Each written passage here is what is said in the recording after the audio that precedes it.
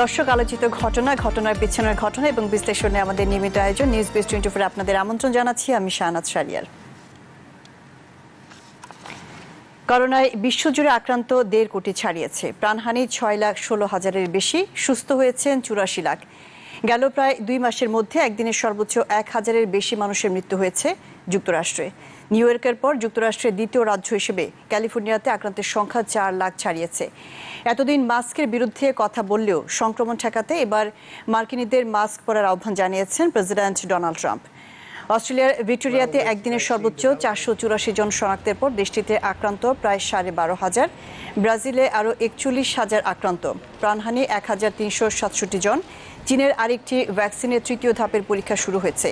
করোনাভ্যাক নামে ভ্যাকসিনটি 3 মাসে 2টি ডোজ দেয়া হবে ব্রাজিলের 6 রাজ্যের 9,000 স্বাস্থ্যকর্মীকে। করোনা নিয়ে বিভ্রান্তি এবং ভুল তথ্যের প্রচার ঠেকাতে বিভিন্ন বিষয়ে বিশেষজ্ঞদের নিয়ে দল গঠনের কথা জানিয়েছে বিশ্ব স্বাস্থ্য সংস্থা।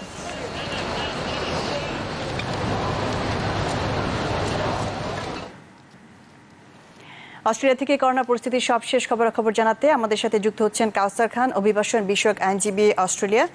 কাউসার খান, আমাদের সাথে যুক্ত হওয়ার জন্য আপনাকে অসংখ্য ধন্যবাদ। অস্ট্রেলিয়াতে এখন পর্যন্ত মোট আক্রান্ত 12,500 এবং একদিনেই কিন্তু ভিক্টোরিয়াতে 484 জন আক্রান্ত হয়েছে এবং বলা হচ্ছে যে মোট আক্রান্তের 95% ভিক্টোরিয়াতে আছে। তো ভিক্টোরিয়া রাজ্যের সবশেষ পরিস্থিতি কি জানাবেন? কিভাবে লকডাউন মানা হচ্ছে সে ব্যাপারেও জানাবেন। অস্ট্রেলিয়ার ভিক্টোরিয়া রাজ্যের যে প্রধান শহর মেলবোর্নে তো আপনার প্রথম প্যান্ডেমিকের প্রথম প্রবাহে কিন্তু নিউ সাউথ ওয়েলসে বেশি ছিল, সিডনিতে, কিন্তু এখন দেখা যাচ্ছে যে 95% এবং মূলত ওটাই হচ্ছে হটস্পট। ফলে সমস্ত দৃষ্টিকোণ সরকার এবং সমস্ত দেশের মানুষের দৃষ্টি এখন মেলবোর্নের দিকে। এটাকে কিভাবে রক্ষা করা যায় এবং এখান থেকে যেন এটা অন্যদিকে স্প্রেড আউট না হয় সেদিকে বেশি খেয়াল করছে সরকার। সেখানে লকডাউন ঘোষণা করেছে, আপনি জেনে থাকবেন অনেক আগ থেকেই।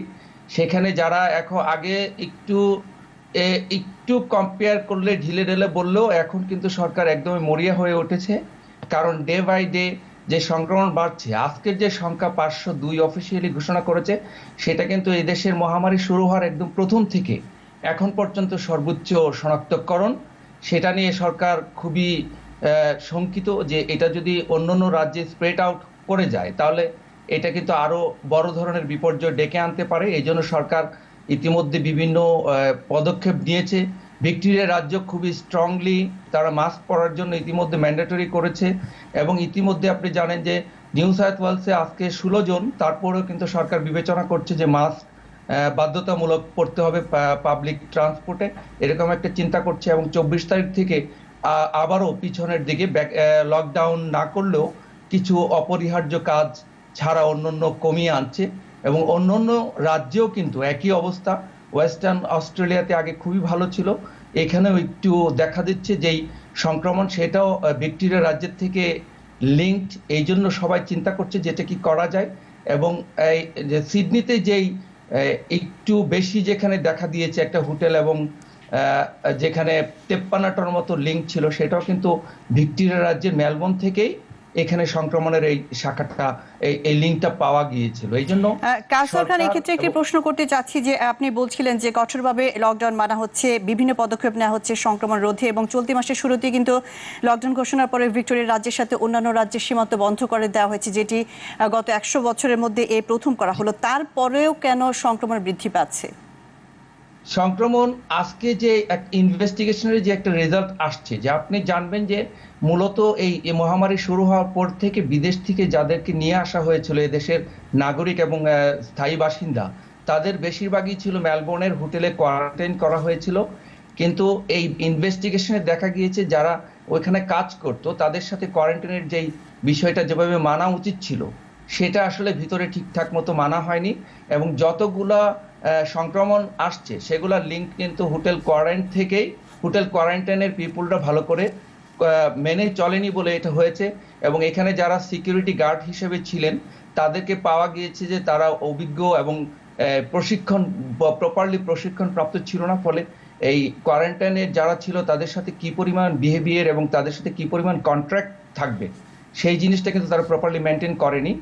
এবং আজকে পর্যন্ত জিনোম সিকোয়েন্সিং করে দেখা গিয়েছে যে অন্যান্য জায়গায়ও যেগুলো রয়েছে এগুলো হোটেল কোয়ারেন্টাইন থেকেই। তার মধ্যে কিছুটা হয়তো বা তারা ধরতে পারছে না, যে আননোন সোর্স হিসাবে এখনো ডিক্লেয়ার করছে এবং রহস্যজনক মনে হচ্ছে যে এখানে কাউসার খান, আরেকটি ব্যাপার জানতে চাচ্ছি যে মোট 12,500 আক্রান্ত অস্ট্রেলিয়াতে, তো এর মধ্যে কি পরিমাণ বাংলাদেশি আক্রান্ত আছেন করোনাতে, এবং তারা অস্ট্রেলিয়ার সরকারের কাছ থেকে কোনো ধরনের সাহায্য সহযোগিতা পাচ্ছেন কিনা? এটা আসার কথা যে আসলে এই যারা বাংলাদেশি, এখানে তো প্রায় 1 লক্ষ বাংলাদেশি প্রবাসী বাংলাদেশি আছেন। তার মধ্য থেকে কিন্তু একদমই একজন শুধুমাত্র যে বাংলাদেশ থেকে এসেছিলেন এবং মেলবোর্নে হোটেলে ছিলেন, এবং উনি পরবর্তীতে সিডনিতে এসে কাজে যোগদান করার পরে প্রকাশ হয়েছে যে উনি করোনা আক্রান্ত, এবং সেই করোনা আক্রান্ত মানুষটিও প্রপারলি তাকে যেভাবে পরীক্ষা করার কথা ছিল সেটা হয়নি বলে ইনভেস্টিগেশন চলছে।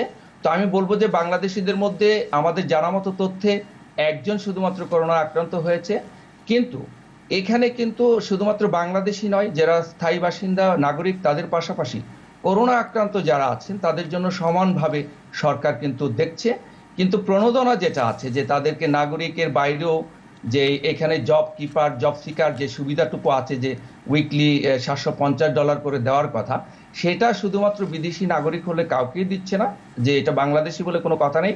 কিন্তু এখানে কমিউনিটিতে কিছু বাংলাদেশি সংগঠন রয়েছে। একটি সংগঠন তো খুবই ভালো উদ্যোগ ছিল, বাংলাদেশি প্রবাসী শিক্ষার্থী যারা ছিল তাদেরকে প্রায় 2 মাসের মতো দুবেলা করে খাবারের আয়োজন করেছিল, রীতিমতো হোটেলের মধ্যে রান্নাবান্না করে। তারপরেও আরেকটা কমিউনিটি সংগঠন আছে যারা নিউ সাউথ ওয়েলস সরকারের সহযোগিতায় ভাষা সহায়তা, তারপরে মানসিক পরামর্শ, তারপরে যদি জরুরি ভিত্তিতে কারো পরিবহন দরকার পড়ে, কেউ যদি আক্রান্ত হয় তার পরিবার, এগুলো ব্যাকআপ কিন্তু এখানকার সংগঠনগুলো, বাংলাদেশি সংগঠনগুলো কিন্তু প্রস্তুত আছে। কিন্তু কাউসার খান, আমাদের সাথে যুক্ত হওয়ার জন্য আপনাকে অসংখ্য ধন্যবাদ। অস্ট্রেলিয়ার করোনা পরিস্থিতি নিয়ে জানাচ্ছিলেন কাউসার খান, তিনি অভিবাসন বিষয়ক আইনজীবী। এবার যুক্তরাজ্য থেকে আমাদের সাথে যুক্ত হচ্ছেন মিন্টুর রহমান। মিন্টুর রহমান, আমাদের সাথে যুক্ত হওয়ার জন্য আপনাকে অসংখ্য ধন্যবাদ। যুক্তরাজ্যের সংক্রমণ পরিস্থিতি এখন কোন পর্যায়ে আছে? অক্সফোর্ডের ভ্যাকসিন নিয়ে তো আমরা সুখবর ইতোমধ্যে পেয়েছি, তো ইম্পেরিয়াল কলেজের ভ্যাকসিন এখন কোন পর্যায়ে আছে? ধন্যবাদ। যেটা বলছিলেন যে এখন যুক্তরাজ্যের যে গত 24 ঘন্টায় মৃত্যু হয়েছে আরো 110 জনের, টোটাল মৃত্যু হার এখন দাঁড়িয়েছে 45,420 জন। যদিও এটা আপনার ওআরএস বলছে এই মৃত্যুর হার প্রায় 56,000 এর বেশি হবে, এবং হেলথ সেক্রেটারি ম্যাট হ্যানককও বলেছেন আজকে খুব শীঘ্রই তারা আসলে যে মৃত্যুর হার, মোট মৃত্যুর হারটি, সঠিক মৃত্যুর হারটি তারা প্রকাশ করবে। আর যেটি আপনি বলছিলেন যে অক্সফোর্ড ইউনিভার্সিটি থেকে যেটি ভ্যাকসিন আবিষ্কারের কথা এবং সেটির ফলাফল পজিটিভ পাওয়া যাচ্ছে, যেটি বলা হয়েছিল গত 20 জুলাই, সেটি আরো 5 লক্ষ ভলেন্টিয়ারের মধ্যে কিন্তু সেটা পরীক্ষা নিরীক্ষা আরো চালানো হবে আগামী অক্টোবর পর্যন্ত। এবং সেখানে বিশেষজ্ঞরা আশা করছেন যে ডিসেম্বরের মধ্যে এবং ক্রিসমাসের সময়ে এই ভ্যাকসিনটি সরাসরি মানুষের শরীরে দেওয়া শুরু করা যেতে পারে বলে সেই ইঙ্গিত তারা দিয়েছে। এবং ইঙ্গিত বলতে কি, তারা বলছে যে তখন থেকে দেয়া এটা সম্ভব হবে, এবং সে অনুযায়ী প্রায় 90 মিলিয়ন ভ্যাকসিন আপনার প্রডিউস করার জন্য ইতিমধ্যে সরকারিভাবেও নির্দেশ দেওয়া হয়েছে। সেগুলো ডিসেম্বর থেকে দেওয়া সম্ভব হবে বলা হচ্ছে, এবং সেটির জন্য, এই প্রজেক্টের জন্য আপনার সরকার 93 মিলিয়ন পাউন্ড এর মধ্যে বিনিয়োগ করেছে। এবং যেটি বলছিলেন যে ইম্পেরিয়াল কলেজ, এটির সাথে একসাথেই কিন্তু দুটো প্রজেক্ট কিন্তু সামনের দিকে আগাচ্ছে, দুইটি কিন্তু একসাথে কাজ করছে, এবং একসাথে এই আপনার 5 লক্ষ ভলেন্টিয়ার যারা আগামী অক্টোবরের মধ্যে যোগ দেবে, এবং ভলেন্টিয়ার সংগ্রহ করবার জন্য এনএইচএস থেকে নতুন একটি ওয়েবসাইট অলরেডি উদ্বোধন করা হয়েছে। সেখানে যারা আগ্রহী তারা ভলেন্টিয়াররা যোগ দেবেন, এবং 5 লক্ষ ভলেন্টিয়ারের মধ্যে অক্টোবরের মধ্যে এই ভ্যাকসিনটার পরীক্ষা নিরীক্ষা শেষ হবে, এবং ডিসেম্বর নাগাদ এটা আপনার যারা যে 90 মিলিয়ন ভ্যাকসিন আবিষ্কার করা হবে, প্রডিউস করা হবে, সেগুলো মানুষের শরীরে দেয়া হবে বলে আমাদের সায়েন্টিস্টরা জানিয়েছে। এবং আপনি এটা জানেন যে যেটি বলছিলেন যে এইখানে যুক্তরাজ্যে এখন অবস্থা কি, মানে কতটুকু ডেভেলপ হয়েছে। আপনারা জানবেন যে লকডাউন কিন্তু মোটামুটি অনেকটাই এখন শিথিল। শুধুমাত্র বিভিন্ন লোকালয়ে কিংবা কোনো শপিং সেন্টারে যদি কেউ যায় তাহলে মাস্ক পরা বাধ্যতামূলক, যদি পড়া না হয় সেইখানে নানান অঙ্কের ফাইন করা হচ্ছে। আপনারা জানবেন যে চ্যানেল আইল্যান্ডে এক যুবককে আইন ভঙ্গ করে চুল কাটতে যাওয়ার জন্য ৬,০০০ পাউন্ড জরিমানা করা হয়েছে। এই বিষয়গুলো এখানে আছে এবং সামাজিক যে দূরত্ব, সামাজিক যে ডিস্টেন্সগুলো সেগুলো এখানে মেনটেন করা হচ্ছে এবং সরকারিভাবে এবং বিভিন্ন প্রাতিষ্ঠানিকভাবে এবং বিভিন্ন শপিং সেন্টারগুলো, বড় শপিং মলগুলো তারা কিন্তু সব সিস্টেমগুলো মেনটেন করছে। তারপরও এখানে সায়েন্টিস্টরা বলছেন যে আগামী অক্টোবর নভেম্বর নাগাদ সেকেন্ড ওয়েভ আসার আশঙ্কা তারা করছে এবং সেই সেকেন্ড ওয়েভটা আরো ভয়ঙ্কর হতে পারে বলেও বলা হচ্ছে। যদিও ভ্যাকসিন ডিসেম্বরের আগে তো আর বলা হচ্ছে যে ভ্যাকসিন সরাসরি মানুষের শরীরে বা মানুষের মধ্যে দেওয়া হবে না, ফলে এই আশঙ্কাটা থেকেই যাচ্ছে যে সেকেন্ড ওয়েভের বিষয়। যদিও প্রাইম মিনিস্টার বলছে যে সেকেন্ড কোনো লকডাউনে যাওয়ার কোনো আশঙ্কা সে করছে না তিনি, কিন্তু তারপরও সায়েন্টিস্টরা বলছে যে বড় ধরনের আরেকটি সেকেন্ড ওয়েভ হতে পারে, সেটির জন্য প্রস্তুত থাকতে বলা হয়েছে। ফলে এনএচএস থেকে শুরু করে স্বাস্থ্য বিভাগ এই বিষয়টি নিয়ে সতর্ক আছে। এছাড়া আমাদের যে বাঙালি কমিউনিটি আমরা দেখতে পাচ্ছি গত 2-3 সপ্তাহ ধরে অনেকটাই সচল হয়েছে, কার্যক্রম চলছে, বিভিন্ন ছোটখাটো অনুষ্ঠান আদি হচ্ছে, রেস্টুরেন্টগুলো খুলেছে এবং আপনারা জানেন যে ম্যাকডোনাল্ড আজকে থেকে প্রায় 700 তাদের যে লেআউট রয়েছে 700 স্টোরে আপনার ভিতরে বসে খাবারের জায়গাগুলো ওপেন করেছে আজকে থেকে। এবং আমাদের রেস্টুরেন্টগুলো আরো আগে থেকে বাঙালিদের আপনারা জানেন যে প্রায় 10 থেকে 12,000 রেস্টুরেন্ট হয়েছে যুক্তরাজ্যে, সবগুলোতেই এখন স্বাভাবিক পরিস্থিতি বিরাজ করছে। রহমান, আরেকটি ব্যাপার জানতে চাচ্ছি যে গতকাল বিভিন্ন আন্তর্জাতিক সংবাদ মাধ্যমে দেখছিলাম যে ইউরোপের 27টি দেশ অর্থনীতি সচল করতে 750 বিলিয়ন ইউরো চুক্তিতে একমত হয়েছে, সেটি নিয়ে জানাবেন। এবং করোনা পরবর্তী অর্থনীতি সচল করতে ব্রিটিশ সরকার আলাদাভাবে বা নতুন করে কোনো প্যাকেজ ঘোষণা করেছে কিনা বা করতে যাচ্ছে কিনা? হ্যাঁ, আপনি যেটা দেখেছেন যে ইউরোপীয় ইউনিয়নের সাথে যে চুক্তিটা হয়েছে সেটির আওতায় বিভিন্ন যে প্রকল্পগুলো রয়েছে ইউরোপীয় ইউনিয়নের সাথে ব্রিটেনের, সেই প্রকল্পগুলো সচল করবার জন্য সরকার উদ্যোগ নিয়েছে। এবং আপনি যেটা বলছেন যে করোনা পরবর্তী সময়ে অর্থনীতিকে সচল রাখবার জন্য, নট অনলি পরবর্তী সময়ে, বর্তমানেও অর্থনীতিকে সচল রাখবার জন্য আপনারা জানেন যে এখানে বিভিন্ন ব্যবসা প্রতিষ্ঠানকে নানানভাবে আর্থিক সহায়তা সরকার দিয়েছে এবং ব্যাংক থেকে বিভিন্ন একদম নিম্ন সুদে লোন দেওয়া হয়েছে। ফলে এইখানে মোটামুটি বিভিন্ন ব্যবসা প্রতিষ্ঠান যেগুলো রয়েছে সেই ব্যবসা প্রতিষ্ঠানগুলো সচল রয়েছে এবং করোনা পরবর্তীতেও আরো দীর্ঘ সময় আগামী ডিসেম্বর পর্যন্ত আর্থিক সহায়তা কিভাবে দেওয়া যায় বিভিন্ন ব্যবসা প্রতিষ্ঠানকে সেটাও চিন্তা ভাবনা করা হচ্ছে। ইভেন কি আপনি জানেন যে এখানে যে গাড়ি কোম্পানিগুলো, ম্যানুফ্যাকচারার্স যে কোম্পানিগুলো রয়েছে সেগুলোকে মোটা অঙ্কের সহায়তা সরকার করেছে এবং আরো যারা কর্মকর্তা রয়েছে তাদের জন্য একটা স্কিম আপনারা নিশ্চয়ই জানেন যে পারলো যে স্কিমটি চালু রয়েছে সেটি আগামী অক্টোবর পর্যন্ত চলবে। সরকারিভাবে এতদিন ধরে 80% বেতন দেয়া হচ্ছে, সেটি আগামী মাস থেকে সেটা 70% যাবে এবং আপনার এর পরের মাসে সেটা 60% পর্যন্ত দিবে। এরপরেও আপনার বিভিন্ন প্রতিষ্ঠানকে যাতে কর্মচারী ছাঁটাই করা না হয়, বিভিন্ন প্রতিষ্ঠানকে পার হেড 1,000 টাকা করে আর্থিক সহায়তা দেওয়ার ঘোষণাও সরকার অলরেডি দিয়ে রেখেছে। ফলে এখানকার বিভিন্ন প্রতিষ্ঠানগুলোকে ব্যবসা বাণিজ্য যাতে কলাপস না হয় সেই বিষয়ে সরকার যথেষ্ট আন্তরিক এবং আর্থিক যত সহায়তা আছে সেগুলো দেবার প্রচেষ্টা অব্যাহত রেখেছে। মিন্টু রহমান, বাংলাদেশের কমিউনিটির কি অবস্থা এবং বাংলাদেশি যারা আছেন তাদের ব্যবসা প্রতিষ্ঠানগুলো খুলেছে কিনা, সেগুলো কি পর্যায়ে আছে? বাংলাদেশি আমরা জানি যে এর মধ্যে এই সংকটের মধ্যে প্রায় 10% রেস্টুরেন্ট বন্ধ হয়ে গেছে, এই খবর আমাদের কাছে আছে। কিন্তু বাকি যে রেস্টুরেন্টগুলো রয়েছে সব রেস্টুরেন্টগুলো খুলেছে এবং নির্দিষ্ট নিয়ম মেনে সামাজিক যে ডিস্টেন্স মেনটেন করে তারা ব্যবসা পরিচালনা করে আসছে এবং প্রত্যেকটি প্রতিষ্ঠানকে কিন্তু এই যে আমি যেটা বলেছিলাম যে সরকারিভাবে বিভিন্ন গ্রান্ট দেয়া বা লোন দেয়া কিংবা কর্মকর্তাদের যে পারলো স্কিমে বেতন দেয়া, এগুলো কিন্তু সব প্রতিষ্ঠান এখানে পেয়েছে। ফলে কোনো প্রতিষ্ঠান ওইভাবে কলাপস করেনি। যদিও আমরা গত এক সপ্তাহ ধরে আমরা খেয়াল করেছি, আমাদের পর্যবেক্ষণে যেটা উঠে এসেছে যে বিভিন্ন খাবারের যে দোকানগুলো সেগুলোতে বিক্রির হার আগের তুলনায় কমেছে। এবং এটা আশা করা হচ্ছে যেহেতু ভ্যাকসিনের যে পজিটিভ একটি খবর এসেছে, ফলে এখানকার আপনার শেয়ার বাজার থেকে শুরু করে সব জায়গাগুলো একটু আবার চাঙ্গা হয়ে উঠেছে। ফলে আশা করা হচ্ছে যে আগামী এক দুই সপ্তাহের মধ্যে আবার। যুক্ত হবার জন্য আপনাকে অসংখ্য ধন্যবাদ। যুক্তরাজ্য থেকে সেখানকার করোনা পরিস্থিতির সবশেষ খবরাখবর জানাচ্ছিলেন মিল্টন রহমান। সড়ক পথে ট্রানজিটের প্রথম চালান আখাউড়া দিয়ে রড এবং ডাল ভারতীয় ত্রিপুরায় যাবে আগামীকাল। বাংলাদেশ ভারত দুদেশের চুক্তি অনুযায়ী প্রথম চালানের পণ্য বিকেলে আখাউড়া স্থলবন্দরে আসার কথা রয়েছে। এ সময় আখাউড়া এবং আগরতলা স্থলবন্দরের শূন্য রেখায় ত্রিপুরা রাজ্যের মুখ্যমন্ত্রী বিপ্লব কুমার দেব উপস্থিত থেকে চালান গ্রহণ করার কথা রয়েছে। বাংলাদেশের ভূখণ্ড ব্যবহার করে ভারতের পরীক্ষামূলক প্রথম ট্রানজিটে 53 মেট্রিক টন রড এবং প্রায় 50 মেট্রিক টন ডাল চালান করা হবে।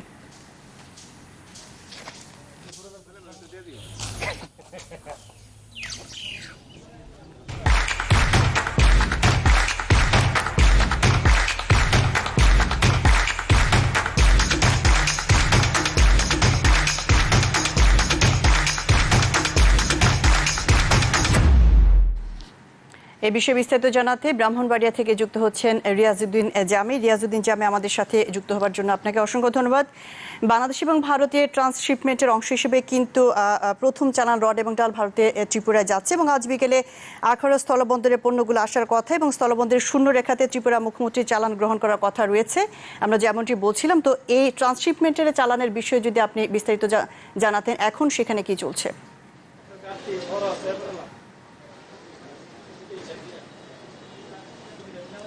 জি শাহনাজ, আপনি যেমনটি জানতে চাইলেন যে এখানকার সর্বশেষ অবস্থা আপনার দর্শকদেরকে আমি জানিয়ে দিচ্ছি যে অন্তত 1 ঘন্টা আগে আখাউড়া স্থল বন্দরের এখানে ওয়্যার হাউসে 4টি ট্রেলারের মাধ্যমে আখাউড়াতে ভারত থেকে এসব পণ্য এসেছে এবং এটি চট্টগ্রাম বন্দর দিয়ে বাংলাদেশ ভূখণ্ড ব্যবহার করে মূলত আখাউড়া স্থল বন্দর দিয়ে শূন্য রেখায় অতিক্রম করবে আগামীকাল। তো কিছুক্ষণ আগে কর্মকর্তারা স্থলবন্দরের যে কর্মকর্তারা তারা এই সব ট্রেলার গ্রহণ করেছে এবং তারা আমাদেরকে জানিয়েছেন যে তারা আনুষ্ঠানিকভাবে হস্তান্তরের জন্য মূলত তারা আগামীকাল হাতে রেখেছে এবং আগামীকাল ভোর থেকে সম্ভবত তারা যেটা জানিয়েছে যে তারা এই ধরনের পণ্য তারা সেখানে রিসিভ গ্রহণ করবে এবং ত্রিপুরা রাজ্যের মুখ্যমন্ত্রী সেখানে উপস্থিত থাকবেন বলে স্থানীয় কর্মকর্তারা আমাদেরকে জানিয়েছেন। ইতিমধ্যে এখানকার শেডে এই 4টি ট্রেলার অবস্থান করছে এবং সেখানে গিয়ে দেখা গেছে যে অত্যন্ত যত্ন সহকারে সেগুলি রাখা হয়েছে এবং সেখানে পর্যাপ্ত নিরাপত্তা ব্যবস্থাও রাখা হয়েছে যাতে কোনো ধরনের কোনো সমস্যা সম্মুখীন হতে না হয় এবং একটি আনুষ্ঠানিকতার মাধ্যমে আগামীকাল সকাল অন্তত 7টা বা 8টার মধ্যেই প্রথম চালান সেখানে পৌঁছানো হবে বলে কর্মকর্তারা আমাদেরকে জানিয়েছেন।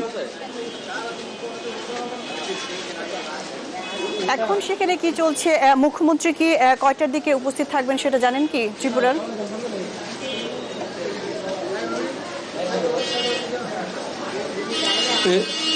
বন্দরের যে কর্মকর্তারা এবং সেখানকার স্থানীয় সূত্রগুলো আমাদেরকে নিশ্চিত করেছে যে মুখ্যমন্ত্রী আগামীকাল সকালে শূন্যরেখায় অবস্থান করবেন এবং শূন্যরেখা থেকে মূলত তারা এই পণ্যগুলি তারা গ্রহণ করবেন এবং এখন সেখানে আনুষ্ঠানিকতার জন্য সেখানে তেমন কোনো কিছু করা হচ্ছে না। শুধুমাত্র আগামীকাল যে সকালে যে একটি সংক্ষিপ্ত একটি অনুষ্ঠান করারও চিন্তা ভাবনা রয়েছে বলে কর্মকর্তারা, বন্দরের যারা কর্মকর্তা এবং কাস্টমস কর্মকর্তারা তারা আমাদেরকে জানিয়েছেন।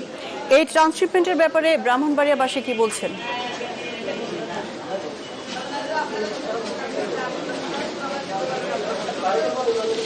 ব্রাহ্মণবাড়িয়াবাসী ট্রান্সশিপমেন্টের ব্যাপারে বলছেন যে বাংলাদেশ এবং ভারতের দুদেশের বন্ধুত্বপূর্ণ সম্পর্কের অংশ হিসেবে মূলত এই ধরনের পণ্য আখাউড়া স্থলবন্দী দিয়ে সেখানে যাবে। তবে তারা চাচ্ছে যে বাংলাদেশের ভূখণ্ড ব্যবহার করলে বাংলাদেশের যে পর্যাপ্ত শুল্ক এবং সরকারি যে অন্যান্য ট্যাক্স যেগুলি নিয়মিতভাবে পরিশোধ করা হয় সেগুলি যেতে করে, কিন্তু এখানে যতটুকু বন্ধুত্বপূর্ণ সম্পর্কের অংশ হিসেবে সেটি করা হচ্ছে যে সেখানে অল্প সংখ্যক তারা অর্থ পরিশোধ করবে। কিন্তু সাধারণ মানুষের বক্তব্য হচ্ছে যে দুদেশের সম্পর্ক জোরদারের জন্য অবশ্যই ট্রানজিট এবং ট্রান্সশিপমেন্ট প্রয়োজন আছে এবং দুদেশের উন্নয়নের জন্য সেটি প্রয়োজন, কিন্তু সেক্ষেত্রে তারা যে ন্যায্য যে অর্থ সেই ন্যায্য অর্থ যাতে পেতে পারে সেজন্য তাদের সাধারণ মানুষের প্রত্যাশা।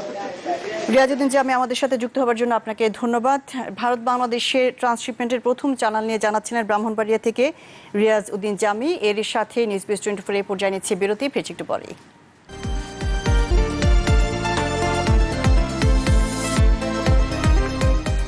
আবার আমন্ত্রণ SBS 24-এ। মাত্র 1001 টাকায় স্থায়ীভাবে মিলবে একটি ফ্ল্যাট। শুধু তাই নয়, থাকবে শিক্ষা এবং জীবিকা উপার্জনের ব্যবস্থা।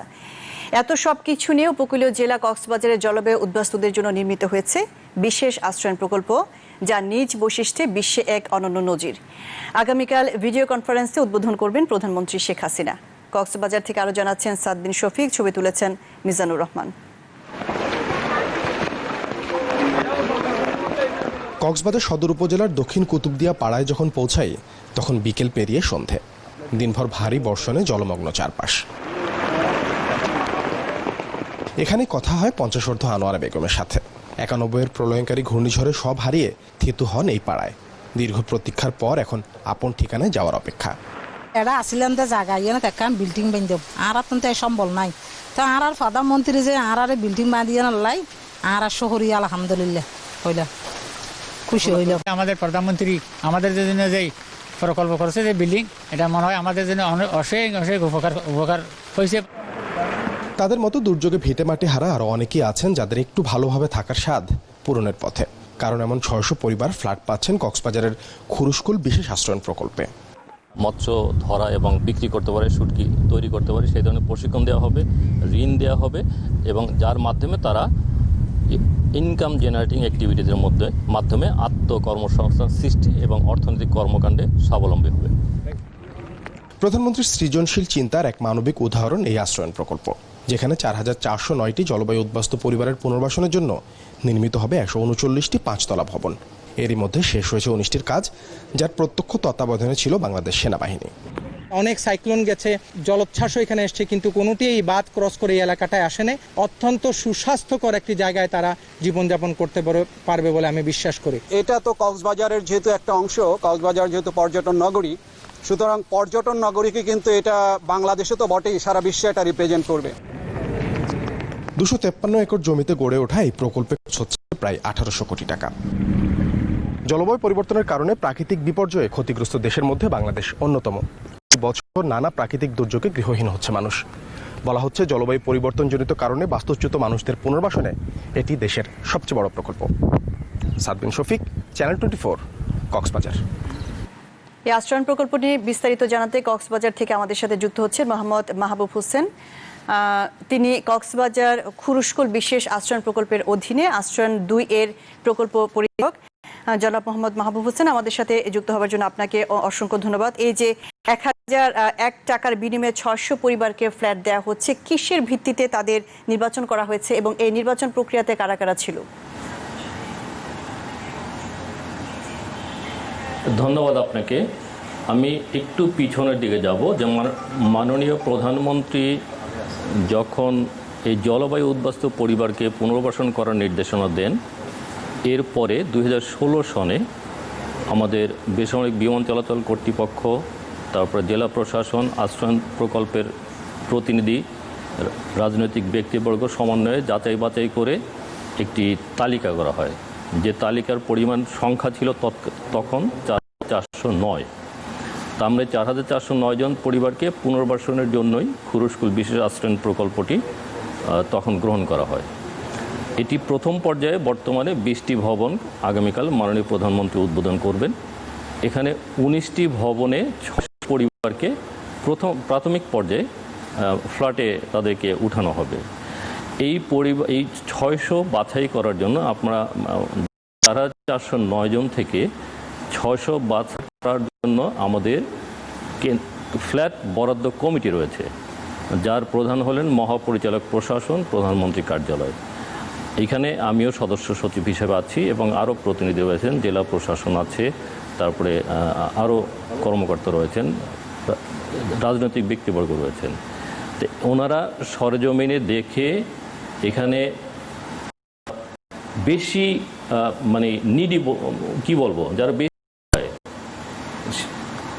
প্রতিবন্ধী, বয়স্ক, এবং জেলা প্রশাসনের পক্ষ থেকে যখন ওই স্পটটি দেখা হয় এবং তালিকা করা হয়, তখন তারা আগে থেকেই চিহ্নিত করে রেখেছিলেন এবং স্থানীয় জনপ্রতিনিধি সহকারে এই তালিকাটি চূড়ান্ত করা হয় এবং 600 জনকে নির্বাচিত করা হয়। এখন নির্বাচনের পরে কে কোন ভবনে কত তলার ফ্ল্যাটে যাবেন, এক্ষেত্রে আমাদের প্রত্যেকটা ভবনের নাম আমাদের মাননীয় প্রধানমন্ত্রী শেখ হাসিনা তিনি নিজেই দিয়েছেন, এবং এই নামের ভবনের নামকরণের পরে প্রত্যেকটা ফ্ল্যাটের নাম্বারিং করা হয়েছে। এই আপনি জানেন যে এই ভবন নির্মাণের সাথে আমাদের 10 পদাতিক ডিভিশন সম্পৃক্ত রয়েছেন, এবং ভবনের নামকরণ এবং ফ্ল্যাটের নামকরণ এর পরবর্তীতে জেলা প্রশাসনের সম্মেলন কক্ষে উন্মুক্ত লটারি ব্যবস্থা করা হয়। ওই 600 জন তালিকা থেকে লটারির মাধ্যমে উঠানো হয়, যার ভাগে যে নাম্বারটা আসে ওই নাম্বারের ফ্ল্যাটটি তাকে বরাদ্দ দেওয়া হবে। এভাবে 600 জনকে নির্বাচিত করা হয়েছে। এক্ষেত্রে আমি আরেকটি প্রশ্ন করতে চাচ্ছি, যেহেতু প্রকল্পটি উপকূলীয় এলাকাতে এবং এই এলাকাতে বন্যা জলোচ্ছ্বাস আসতেই পারে, তো এই প্রকল্পে প্রাকৃতিক দুর্যোগ মোকাবেলায় কি কি ধরনের ব্যবস্থা থাকছে? আমি এক্ষেত্রেও মাননীয় প্রধানমন্ত্রীর প্রতি কৃতজ্ঞতা জানাই। আমি এখানে প্রকল্পে যোগদান করেছি 1 বছর, তার আরও হয় যার ভাগে যে নাম্বারটা আসে ওই নাম্বারের ফ্ল্যাটটি তাকে বরাদ্দ দেওয়া হবে। এভাবে 600 জনকে নির্বাচিত করা হয়েছে। এক্ষেত্রে আমি আরেকটি প্রশ্ন করতে চাচ্ছি, যেহেতু প্রকল্পটি উপকূলীয় এলাকাতে এবং এই এলাকাতে বন্যা জলোচ্ছ্বাস আসতেই পারে, তো এই প্রকল্পে প্রাকৃতিক দুর্যোগ মোকাবেলায় কি কি ধরনের ব্যবস্থা থাকছে? আমি এক্ষেত্রেও মাননীয় প্রধানমন্ত্রীর প্রতি কৃতজ্ঞতা জানাই। আমি এখানে প্রকল্পে যোগদান করেছি 1 বছর, তার আরও 14-15 সন থেকে কার্যক্রম শুরু হয়েছে। অতি সম্প্রতি মাননীয় প্রধানমন্ত্রী বলেছেন যে এখানে সাইক্লোন শেল্টার করতে হবে, প্রত্যেকটি ভবনে সোলার প্যানেল স্থাপন করতে হবে, তারপরে বাঁকখালী নদীর পাশে ঝাউবন সৃজন করতে হবে, অথবা এই জাতীয় যে বন এখানে উপযোগী।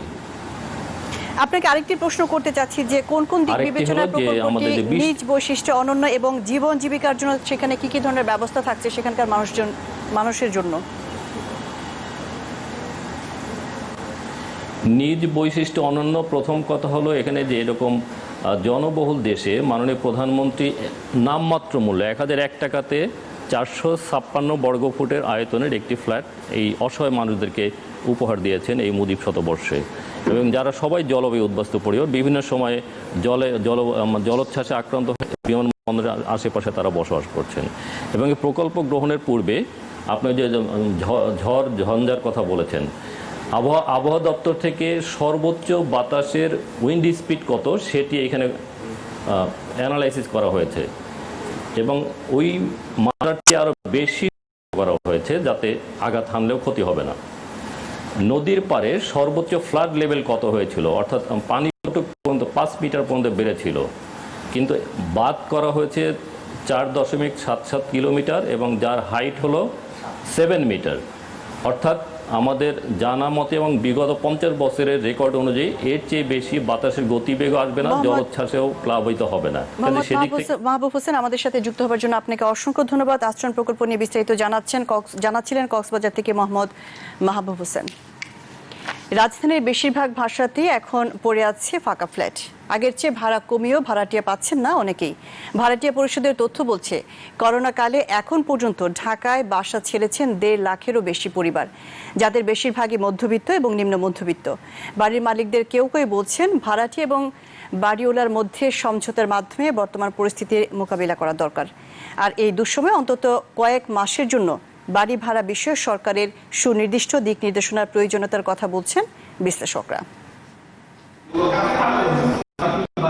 পশ্চিম ধানমন্ডির এই ফ্ল্যাট খালি পড়ে আছে 2 মাস হলো। খরচ বইতে না পেরে বাসাটি ছেড়ে দিয়েছেন ভাড়াটিয়া। এখন ভাড়া কমিয়ে দিয়েও মিলছে না নতুন কোনো পরিবার। একই ভবনেই 3-4 মাসের ভাড়া দিতে না পেরে বাড়ির মালিককে কিছু না জানিয়ে আসবাবপত্র ফেলেই চলে গেছে আরেকটি পরিবার। অলরেডি একজন চলে গেছে, আর 3 জন কাটাইতেছেন, অ্যাডভান্স কাটাইতেছেন, চলে যাবে তারা। আর একটা তো বাসা পালাই গেছে, ন্যাশনাল হাউজিং থেকে লোন নিয়েছি, আবার জমি বিক্রি করে বাড়ি বানাইছি সুখে থাকার জন্য। সেখানে তো এখন আমাদের সংসারই চলে না। বাড়ি ভাড়া নিয়ে এমন চিত্র রাজধানীর প্রায় সব আবাসিক এলাকায়। মোড়ে মোড়ে বাসা ভাড়ার বিজ্ঞপ্তি, রাস্তার এপাশ কিংবা ওপাশ সবখানেই দেখা মিলছে টুলেটের। বাড়ি ভাড়ার ওপর নির্ভর করেই যাদের জীবনযাপন, তাদের আয় উপার্জনে এখন ভাটার টান। ইলেকট্রিক বিল, গ্যাসের বিল, পানির বিল, সিটি কর্পোরেশন ট্যাক্স, এগুলো তো সরকার আমাদের মাপ দিচ্ছে না। এখানে 10টা ফ্ল্যাট, 4টা ফ্ল্যাট ভাড়া চলে, অনেকে 50% কনজেস্ট করছে। তো এখন আমাদের তো সমস্যা, আমাদের তো এটার উপর ডিপেন্ডেন্ট। এখন তো কারোরই অনেকেরই কাজ নেই, চাকরি বাকরি সব ব্যাপারে যেহেতু বুঝতে হবে, আমাদেরও বুঝতে হবে, তাদেরও বুঝতে হবে যে যেহেতু ওনাদেরও তো চলতে হবে আমাদের, সেহেতু দুজনের মধ্যে একটু নেগোসিয়েশন করে একটু ভালো থাকলে সমস্যাটা কি। ভাড়াটিয়া পরিষদের তথ্য মতে করোনার 4 মাসে ঢাকায় বাসা ছেড়েছে 1.5 লাখেরও বেশি পরিবার। 1,60,000 পরিবার চলে গেছে, আরো ঈদের মধ্যে চলে যাবে প্রায় 2 লক্ষ। নিম্ন মধ্যবিত্ত, নিম্ন আয়ের মানুষগুলো সবই এই বাসা ভাড়ার যাতনায় পড়ে আছে। একজন বিশ্লেষক বলছেন, বর্তমান পরিস্থিতি মোকাবেলায় বাড়ির মালিক ও ভাড়াটিয়া সবার জন্যই প্রয়োজন সুনির্দিষ্ট নীতিমালা কিংবা নির্দেশনা। সরকারের একটু দিক নির্দেশনা থাকা উচিত, সেটা থাকলে পরে এই অস্থিরতাটা হতো না এবং এই এক্সপ্লয়টেশন, যে কোনো পার্টি, শক্তিশালী পার্টি দুর্বল পার্টি একটা এক্সপ্লয়টেশন করছে, সেই জিনিসটা থেকে আমরা অব্যাহতি পেতে পারতাম। 2011 আদমশুমারি হিসাবে রাজধানীর 80% অধিবাসী ভাড়াটিয়া। কীর্তিজান আসিম, সৌরভ, চ্যানেল 24, ঢাকা। এ বিষয়ে কথা বলতে এই মুহূর্তে আমাদের সাথে যুক্ত হচ্ছেন বাহরাইনের সুলতান বাহার, সভাপতি ভাড়াটিয়া পরিষদ। বাহরাইনের সুলতান বাহার, আমাদের সাথে যুক্ত হবার জন্য আপনাকে অসংখ্য ধন্যবাদ। আপনি নিশ্চয়ই আমাকে শুনতে পাচ্ছেন। আপনারা একটি হিসাব দিয়েছেন যে করোনা কালে 1.5 লাখ পরিবার, মধ্যবিত্ত এবং নিম্ন মধ্যবিত্ত পরিবার ঢাকা শহর ছেড়ে চলে গেছে। তো কিসের ভিত্তিতে মূলত আপনারা এই হিসাবটি করেছেন এবং কিভাবে এই তথ্য সংগ্রহ করেছেন যদি আমাদের জানাতেন। ধন্যবাদ। আমি সভাপতি ভাড়াটিয়া পরিষদের। আমি এইভাবে আপনি যে প্রশ্ন করেছেন, প্রশ্নটা হচ্ছে প্রত্যেকটি ঢাকা সিটির গলিতে গলিতে বাড়ির সামনে টুলেটগুলো টাঙানো আছে। এর মধ্যে আমরা বলেছি 1,60,000-এর মতো ভাড়াটিয়া এখান থেকে চলে গেছে, কিন্তু ভাড়াটিয়ারা কত পার্সেন্ট যাচ্ছে আমি সঠিক কিন্তু বলতে, এটা অনেক ধারণা থেকে আমি বলেছি যে এই জায়গা থেকে এতটুকু ভাড়াটিয়া ছিল, এখান থেকে চলে গেছে। প্রত্যেকটি ভাষাতে আপনি পাবেন ভাড়া খালি খালি। এই অবস্থা থেকে আসলে একটি পরিত্রাণ পাওয়া দরকার। এখানে একটি নিয়ম কানুন থাকা দরকার, যাতে করে ভাড়াটিয়া এবং বাড়িওয়ালা উভয় পক্ষে মীমাংসিত করে তারা যেন থাকতে পারে, যাইতে পারে, তারা যেন তাদের অবস্থানটুকু তৈরি করে যেতে পারে। এটি হলো আমাদের দরকার। জি, আপনি বলুন। নিম্নবিত্ত এবং মধ্যবিত্তরা আয় উপার্জনের সমস্যাতে আছেন এবং বাসা ছেড়ে দিচ্ছেন বা বড় বাসা ছেড়ে তারা ছোট বাসাতে যাচ্ছেন, এর সমস্যা তো আছে। এর বাইরেও কিন্তু দেখা যাচ্ছে যে কোনো কোনো ক্ষেত্রে কারো আর্থিক সমস্যা নেই, সরকারি চাকরিজীবীতে আছেন বা অন্যান্য প্রতিষ্ঠানে আছেন, তারা নিয়ে এই করোনাকালে সুযোগ নিয়ে গড়িমসি করছেন। তাদের ক্ষেত্রে আসলে আপনার কিছু বলার আছে কিনা বা এই বিষয়ে কোনো ধরনের সিদ্ধান্ত আসবে কিনা? না, এটা আছে। আমরা একটি হাইকোর্টের মধ্যে এটি রিট করতেছি। সেই রিটটার মধ্যে আমরা বলেছি 3 মাসের বাড়ি ভাড়া এবং ইলেকট্রিসিটি বিল যেটা আছে এটা নিয়ে 3 মাসের আমরা চেয়েছি। আমরা বলেছি 3 মাস করে যদি তোমরা মাফ করে দাও তাহলে আমাদের, এটা এপ্রিলের 4 তারিখে আমি মাননীয় প্রধানমন্ত্রীর কাছে স্মারকলিপি প্রদান করি। স্মারকলিপি প্রদানের পর থেকে অদ্যাবধি আমাদের 10 তারিখ পর্যন্ত, এই মাসে 10 তারিখ পর্যন্ত ছিল এই কর্মসূচিটা। এখন কর্মসূচির আমরা ভিন্নতর অবস্থানে যাব, এইটা আমি ভাবছি। কিন্তু আমরা বলেছি যে আমাদের এই জিনিসটা প্রয়োজন আছে, কিন্তু সরকারের কোনো পদক্ষেপ, কোনো বিবেকবান মানুষই আমাদের সাথে কোনো কথা বলে নেই, কোন রকম ইঙ্গিত দেয় নেই। এদিকে দোকানদার যারা ঢাকা সিটিতে, শুধু সিটিকে বলছে, হ্যাঁ, ঢাকা সিটিতে আপনার দোকানদাররা যে অবস্থাতে আছে তাদের অবস্থা আরো করুণাবিষ্ট। বাহরাইনের সুলতান ভার, আমাদের সাথে যুক্ত হবার জন্য আপনাকে অসংখ্য ধন্যবাদ। কথা বলছিলাম বাহরাইনের সুলতান ভার, সভাপতি ভাড়াটিয়া পরিষদ। এর সাথে নিউজ বেস 24 এর রিপোর্ট জানিয়েছে আরেকটি বিরতি। ফিরছি পরে।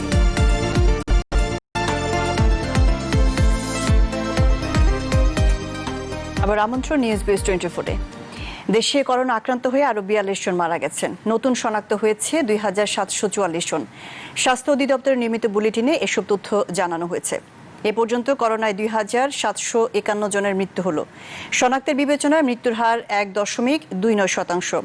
আর মোট শনাক্তের সংখ্যা দাঁড়ালো 2,13,254 জন। নতুন করে সুস্থ হয়েছেন 1,805 জন। সব মিলে 1,16,000 202 জন সুস্থ হয়েছেন। ব্রিফিংয়ে স্বাস্থ্য অধিদপ্তরের অতিরিক্ত মহাপরিচালক নাসিমা সুলতানা জানিয়েছেন, দেশে সরকারি হাসপাতালে মোট 15,848টি শয্যার মধ্যে রোগী ভর্তি আছেন 4,305টিতে।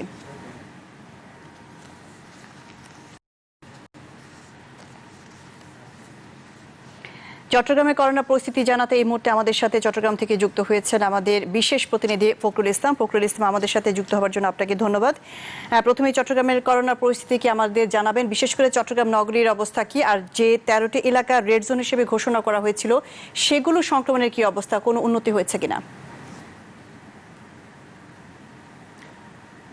চট্টগ্রাম মহানগর এবং জেলাতে সংক্রমণের যে হার সেটা কিন্তু নমুনা সংগ্রহের তুলনায় কম, তবে যেভাবে প্রতিদিন নমুনা সংগ্রহ করা হচ্ছে বা পরীক্ষা করা হচ্ছে কিন্তু অনেকটা স্বাভাবিকই বলা যায়, অর্থাৎ পরিস্থিতি অনেকটা বলা যেতে পারে তথৈবচ, আগে যেমন ছিল এখনও তেমন।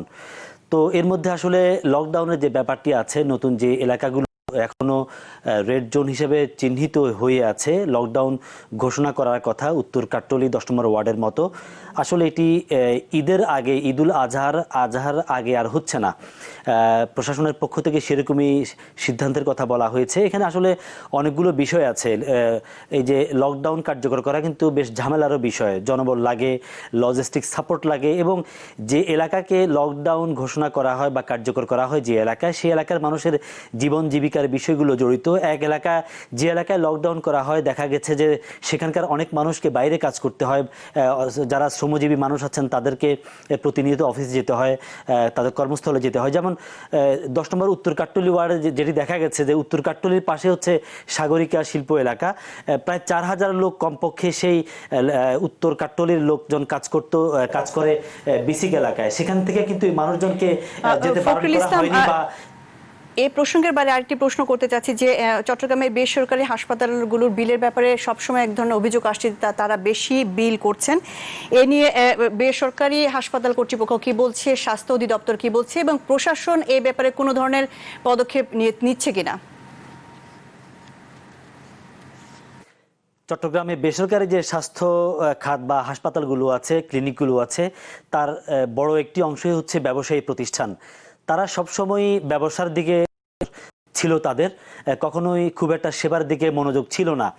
তো করোনা দুর্যোগের শুরুতে তারা মানুষকে জিম্মি করেছে, এবং মানুষ যখন তারা নিজেদেরকে নিরাপদ মনে করেছে যে এখন হয়তো মানুষের সেবা করার একটা সুযোগ কাজে লাগানো যায়, কিংবা মানুষকে সেবা করা হচ্ছে এরকম একটা বিষয় দৃশ্যমান দেখানো যায়, তখনই তারা সামনে আসে এবং মানুষকে সেবা দিতে শুরু করে। কিন্তু আসলে তাদের উদ্দেশ্যই হয়তো ছিল যে এই সেবা দেওয়ার নাম করে কিভাবে আবারও মুনাফা বা অধিকতর মুনাফা করা যায় কিংবা ফায়দা হাসিল করা যায় সেটা, এবং যে কারণে এই মানুষজন যখন ভর্তি হচ্ছে কিংবা বাধ্য হয়ে হাসপাতালে যাচ্ছে, তারা কিন্তু এই হাসপাতালগুলো বা বেসরকারি ক্লিনিকগুলো কিন্তু তাদের সেই অধিক মুনাফা খরি যে মনোভাব, সে মনোভাবের দিকে কিন্তু তারা মনোনিবেশ করে। এবং আমাদের সাথে যুক্ত হওয়ার জন্য আপনাকে অসংখ্য ধন্যবাদ।